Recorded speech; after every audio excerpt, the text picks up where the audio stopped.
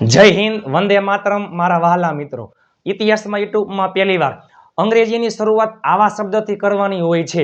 Preposition અને conjunction 10 જેટલા શબ્દ લઈને આવી ગયો છું. આ શબ્દ તમને અંગ્રેજી બોલતા કરી દેશે, તમારું અંગ્રેજી ગ્રામર પાવરફુલ કરશે. એ પહેલા આગલો વિડીયો જોવાનો બાકી હોય તો જોઈ લેજો. આપણી ચેનલમાં દરરોજ રાત્રે 9 વાગે હસતા હસતા ગુજુ કાઠિયાવાડી અંદાજમાં વિડીયો આવે છે. ચલો થઈ જાવ તૈયાર. પહેલા જોઈએ આપણે ઓન. એક તો પહેલા ઓન એટલે ઉપર, કોઈ એક વસ્તુની ઉપર બીજી વસ્તુ સ્પર્શ કરીને પડેલી હોય એમાં શું આવે છે? ઓન.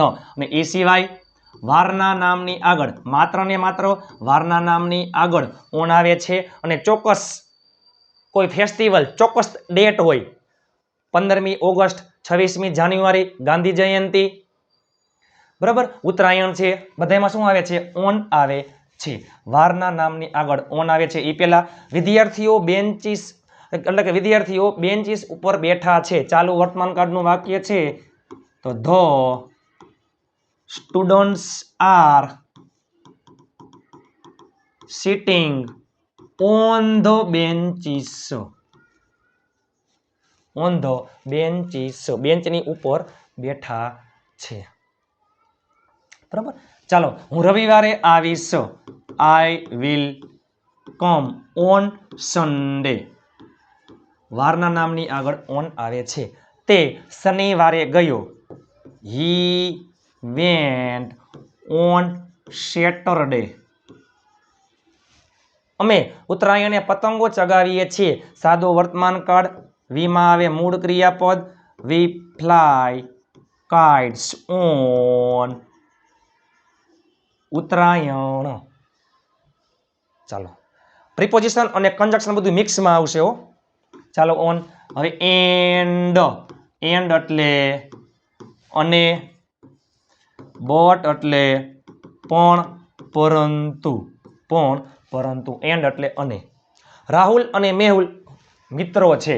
તો જો રાહુલ એન્ડ મેહુલ. એન્ડ એટલે અને, બે એમ, બે છે. બહુવચનમાં શું હોય? બહુવચનમાં are. Rahul and Mehul are friends. Are friends. બરાબર. ચાલો, હું ત્યાં જઈશ અને અંગ્રેજી શીખીશ. હું ત્યાં જઈશ. I will go there. હું ત્યાં જઈશ અને અંગ્રેજી શીખીશ. એન્ડ એકવાર વિલ આવી ગયું પછી શું ખાલી ફક્ત આવશે હવે? લર્ન. ઓલરેડી આ છે ને વિલ લર્ન હોય હો. I will go there and learn English. ચાલો, પણ, પરંતુ, પરસ્પર વિરોધનો ભાસ દર્શાવે. બંને બે વાક્યની વચ્ચે આવે. તે ગરીબ છે પણ પ્રામાણિક છે.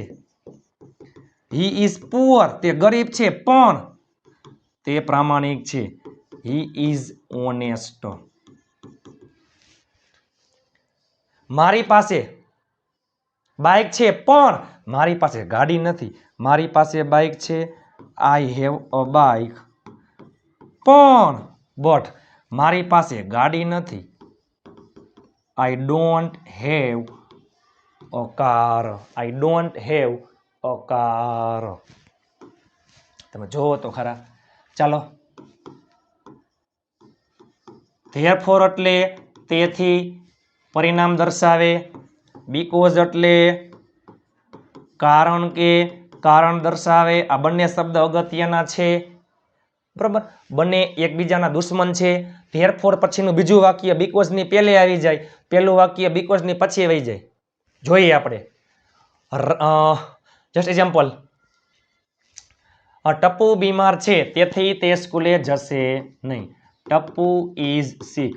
ટપ્પુ બીમાર છે તેથી ધેરફોર તે સ્કૂલે જશે નહીં.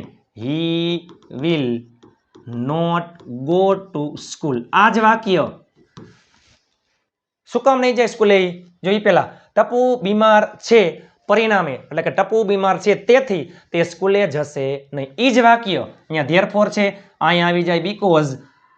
ધેરફોર પછીનું બીજું વાક્ય બીકોઝમાં પહેલે આવી જાય અને ધેરફોર નું પહેલું વાક્ય હોય એ બીકોઝની પાછળ આવી જાય, વચમાં ચેન્જ થઈ જાય. ટપ્પુ સ્કૂલે જશે નહીં કારણ કે ટપ્પુ બીમાર છે. પેલે નામ આવે પછી આવે સર્વનામ એટલે અહીંયા પેલું વાક્ય શું છે હીનું એટલે કે ટપુ છે એટલે અહીંયા આવશે ટપુ ટપુ સ્કૂલે જશે નહીં Tapu will not go to school because કારણ કે તે બીમાર છે હી ઇઝ સિક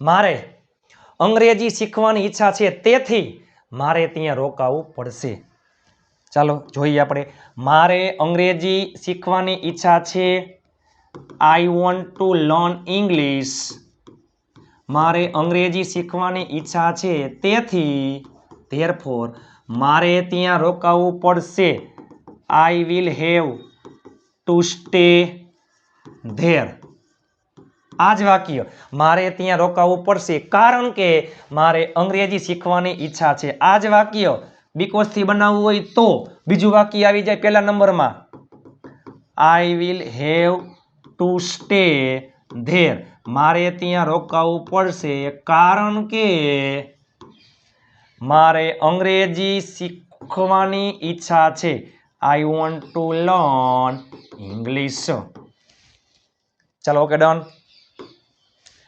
હવે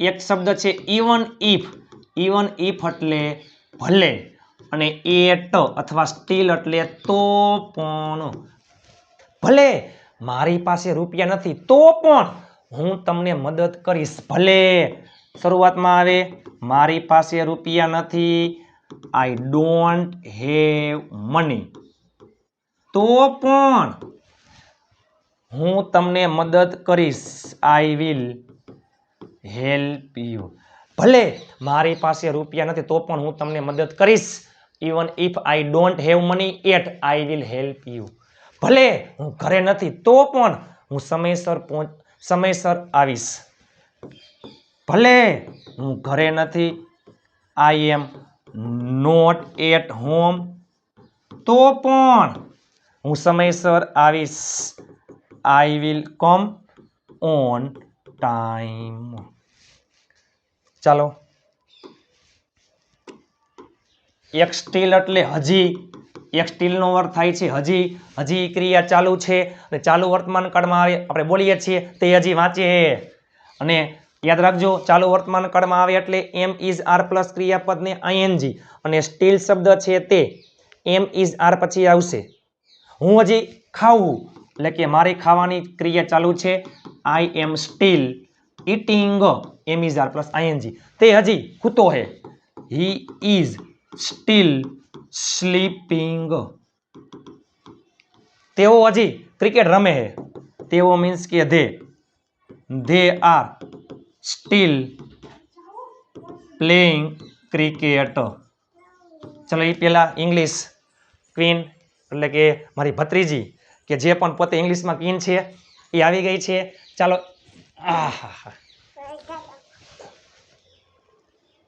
બોલતો 1 1 2 બોલ 2 3 4 5 6 7 8 આમ જો આમ કહેતો 8 9 10 Apple banana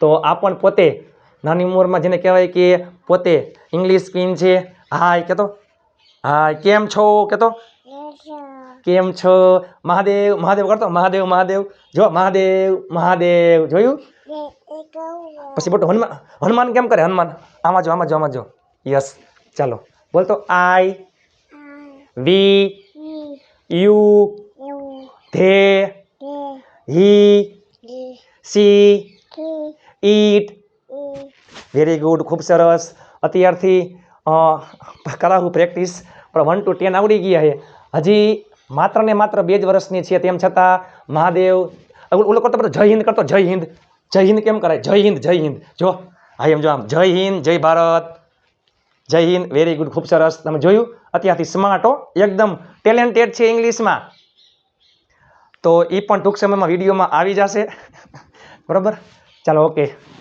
thank you very much. અને લાઈક કરવાનું ભૂલતા નહીં. કહેતો લાઈક કરો. કહેતો આમ કરજો. આમ લાઈક. આમ કર.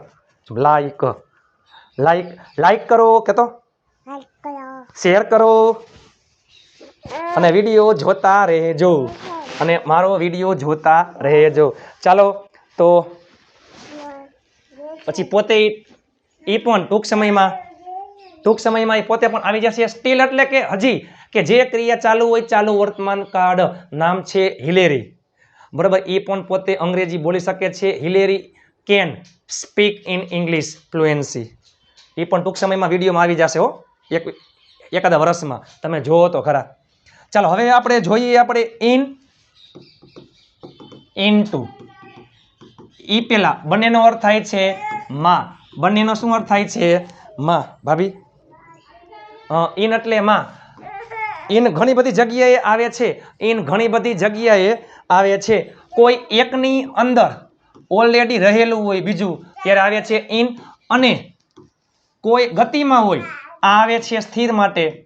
ઇનટુ આવે છે ગતિ માટે. એકની અંદર બીજું આવી રહ્યું હોય ગતિમાં હોય ત્યારે આવે છે ઇનટુ.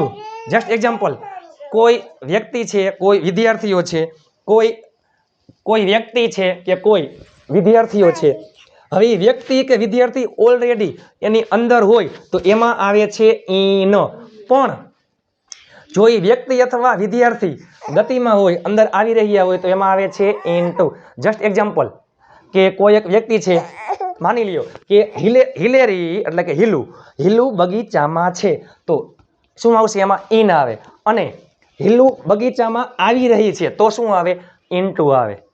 હિલુ બગીચામાં છે તો Hilu is in the garden. Hilu is in the garden. કેતો હિલુ બોલતો Hilu is in the garden. અને હિલુ બગીચામાં આવી રહી છે મીન્સ કે ક્રિયા ચાલુ છે, ચાલુ વર્તમાન કાળ. Hilu is coming into the garden. Already બગીચાની અંદર હોય તો ઇન આવે છે, પરંતુ બગીચામાં આવી રહી હોય, ગતિ ચાલુ છે, ક્રિયા ચાલુ છે તો શું આવશે? ઇનટુ. તો એમાં આવે છે ઇનટુ. એમાં આવે છે ઇનટુ એટલે ઇન સ્થિર અને આમાં આવે છે ગતિ માટે આવે છે. બરાબર. ચાલો એ સિવાય વર્ષમાં એટલે કે સાલમાં, વર્ષમાં, મહિનાના નામમાં, દિવસના ભાગમાં શું આવે છે? ઇન આવે છે. જસ્ટ એક્ઝામ્પલ, મારો જન્મ 2010માં થયો હતો તો આઈ વોઝ બોર્ન ઇન 2010. બરોબર. જાન્યુઆરીમાં ઠંડી હોય છે. It is cold in January. હું માર્ચમાં આવીશ. I will come in March. હું સવારમાં વહેલો ઉઠું છું. I get up early in the morning. Into. ચાલો વિથ. વિથ એટલે સાથે, વડે, કોઈ સજીવ સાથે. હું મારા ભાઈ સાથે જઈશ. હું જઈશ.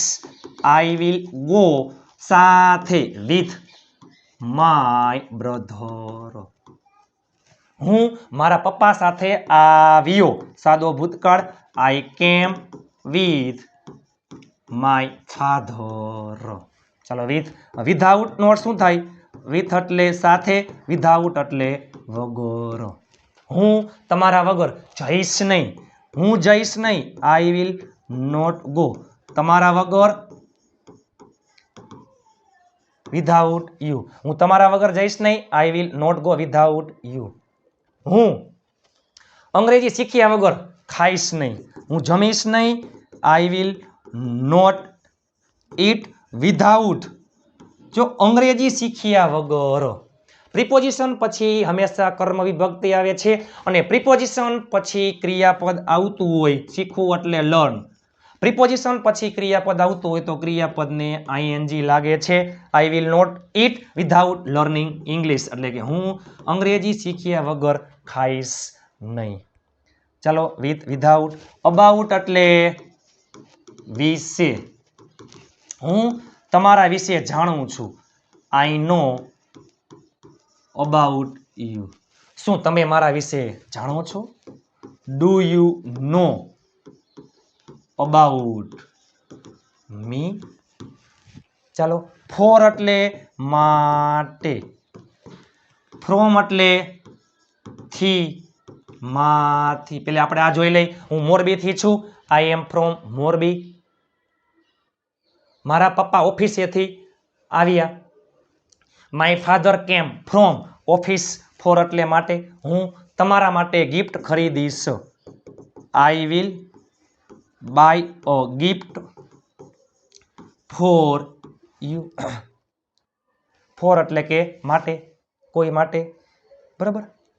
ફ્રોમ એટલે થી, માંથી, અબાઉટ. આ તમામ શબ્દ અગત્યના છે હો.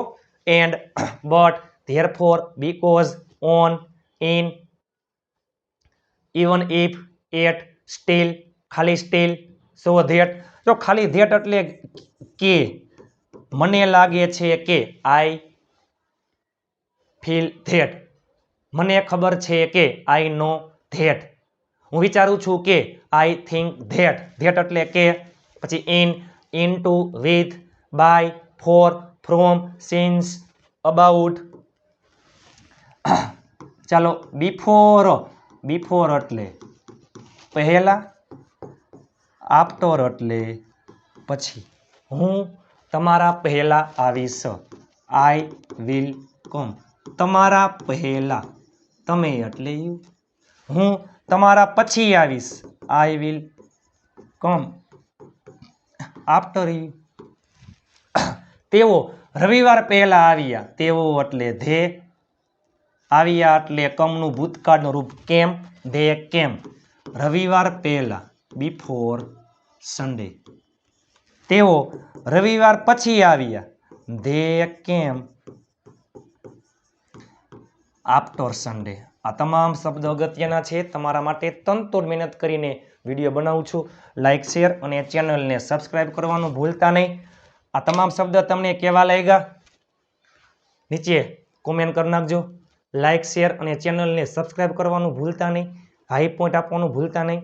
જો તમે ચેનલમાં નવા હોય તો ચેનલને સબસ્ક્રાઇબ કરવાનું ભૂલતા નહીં. આપ સાથે તો ફિર ક્યા બાત હે.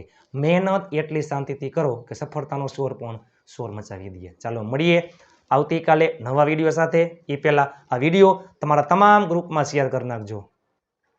મળીએ આવતીકાલે નવા વિડીયો સાથે. ત્યાં સુધી સ્વસ્થ રહો, મસ્ત રહો, રોજે રોજ મોજે મોજ. જય હિન્દ, વંદે માતરમ મારા વહાલા મિત્રો.